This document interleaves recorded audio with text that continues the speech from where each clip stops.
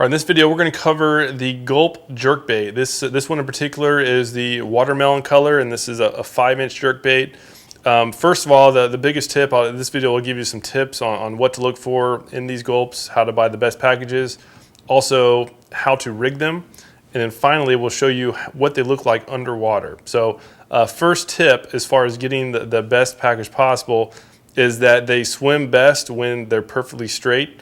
So make sure that when they're in the package, they're actually all straight. This is a really good package. All of them are perfectly straight and in line. Sometimes they're curving over one another, and they really form a lot of memory. So if they're curved over one another in the package, then when you take them out, they're going to be curved as well, and they will not swim properly. So highly recommend doing some at least spend a little bit of time just making sure that they are nice and straight.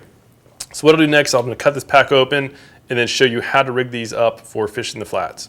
All right, before we go into rigging, I just wanted to go through some of the pros and cons of this jerkbait, because it is awesome, but it does have its downfalls. First, I'll just cover the good things. Is that it's just a really tough bait. You can catch a lot of fish on each one, and the scent is extremely well. I don't know what Gulp does, but the scent they have in these things truly is awesome. I feel like I do catch more fish off of these than I do other brands.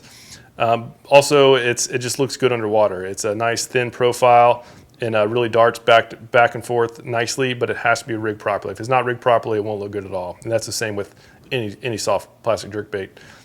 Now to the cons, and the first one, the most obvious one, is that it's just expensive.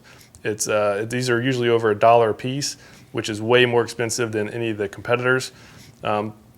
Also, it is still prone to get chopped up by pufferfish and pinfish as well. So if there's a pufferfish in the area, a lot of times they'll actually grab it right behind the hook and they'll pull the entire tail off, which completely ruins the bait. So those pufferfish, if they're around, it'll be a costly day for you. So that's certainly a con. Another con is that you have to really manage it well. So if you leave these out of the water for too long, they'll really shrivel up and shrink.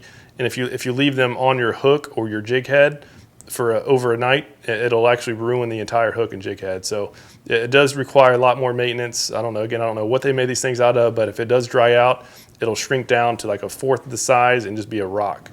So with that said, I'll go through and just show you how to rig them.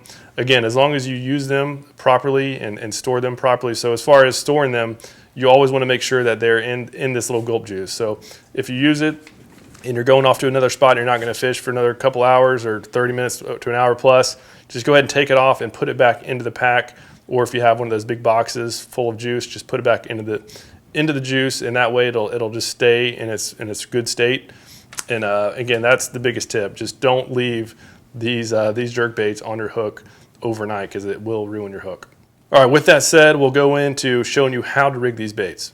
All right, so as far as rigging, I really recommend a hook like this that has the weight on the shank of the hook. Also, the ones that have this little twist at the end where you can actually twist your bait on. You can catch a lot more fish with that twist lock feature. And as far as the actual weight, what that does, that keeps the bottom, the weight side of the hook down, which prevents your lure from just twisting around. If you use a straight, normal worm hook, a lot of times that will be more prone to twist around, and that does not look good underwater, or it's also bad for your line. So as far as just getting it hooked, these Gulps, the material is pretty strong. It's pretty hefty, so you need it's better to have this type of hook where it has this little point that sticks out through the twist. That way you can just put the point on the middle of the very top and just put some pressure down, and then just start twisting it on. And again, this you have to actually push up and twist at the same time. Once you have it, like a first ring going through, it's pretty easy. But again, really recommend this type of hook with this bait. And as far as what hook this is made by Owner. It's called the Twist Lock, and it's a 3/0 size, so and 1/16 ounce weight. So anyhow, as far as actually hooking the bait, so I now have it twisted on. As far as hooking it, we always want to make sure this is true with all soft plastics. The bait has to be perfectly straight. If it's not straight, it's not going to swim right. So we want this hook to come out of the bait naturally, so that the bait's straight when it comes out. If it looks like this, if we go too far, it's going to look like this. If we go too short, it's going to be just way too stretched. So we need it to be perfectly natural. So what I'll do is I'll put my thumb on the outside of where it should be, my left thumb, And then I'm going to mark that now with my forefinger so I can do this with the camera going. But anyhow, I'm going to put the hook right down. I'm going to go straight through the bottom, and it's directly straight up through the top. And this has to come out through the middle. So this is hook nice. The hook point is coming out through the middle of the bait. If it was on one of the sides, I would actually redo it without even casting. So again, this is a very well rigged bait. I typically use it like this. If I'm just fishing normal grass flats, I'll use it like this. If I do need it to be weedless, say I'm going to be skipping under some mangroves, one trick for that is you can actually just move it up and just barely bury the tip of the hook under the material. That way you now can't catch any of the mangroves, and as soon as a fish bites down, it'll pop right out and you can still hook the fish. So anyhow, that's how you rig this Gulp jerk bait. If you have any questions, let us know, but do stay around because next we'll show you what it looks like underwater.